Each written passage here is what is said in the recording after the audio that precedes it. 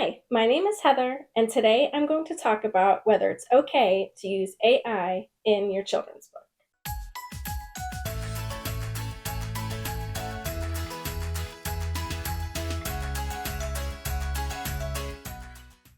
Lately, I've been getting a lot of questions asking whether I'm going to do tutorials on using AI in children's books and whether it's okay to use AI art in children's books. Right now, I don't recommend that you use AI in children's books because currently there's a lot of controversy around intellectual property and AI. The AI models are trained after art that's found online, that's created by actual human artists, and unfortunately, the artists don't have any say in it and they don't get compensated for it. Although it may seem like AI is coming up with this stuff out of nowhere or is just being inspired by these other works, it actually doesn't have any intelligence. It's just an algorithm that takes input and gives output. It literally wouldn't be able to function if it didn't have other artists' work and skills to use as input. Even if the final result isn't exactly the same as the input, the fact that they're using other artists' work and they're scraping the internet and downloading other artists' work and using it as input, that's the part that makes this unethical.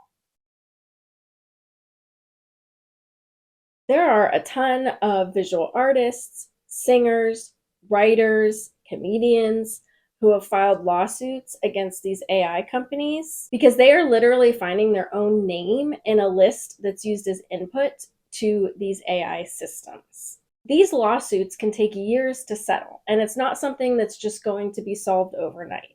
So, even if you don't agree that AI is plagiarizing off of other artists, it's still in your best interest to not use AI in your children's book or in anything that you're going to sell online.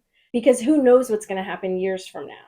There could be legal ramifications in a few years, and maybe all of the money that you made off of this AI artwork now has to be paid back to the original creators of the work that was used as input. We don't know. We don't know how this is all going to play out. And because of that, I suggest that you play it safe. Another thing to think about is that you could prompt the AI to create artwork that infringes on someone else's copyright and you don't even realize it. For example, you might prompt it to create a kid with a sword and he's wearing a helmet, and then it turns out that it created a character out of a TV show or a movie and you didn't even realize it. And you're putting that online to sell it, and then it gets a copyright strike. And this can really happen. In an article by Gary Marcus and Reed Southen, they actually did an experiment where they entered prompts into Midjourney that were just like very general prompts, and it came back with artwork from very popular movies. And if you were to take this and put it up on a shirt or put it on a mug and sell it on Etsy or something like that, you could definitely get your account taken down. For example, they used animated toys as a prompt and they got back images that were exact replicas of Toy Story characters.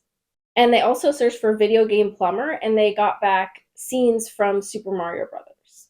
So again, if you tried to sell stuff with this on it, then you could get copyright strikes against your account and you could get your account shut down.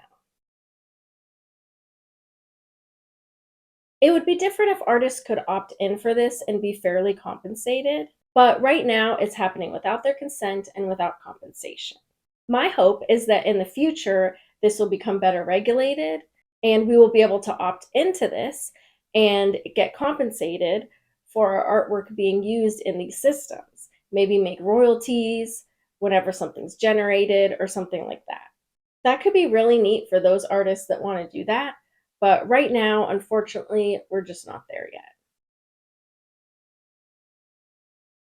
And I know that not everyone can hire an illustrator, but there are some great alternatives that are fair to the artists that are involved. And these are using stock imagery.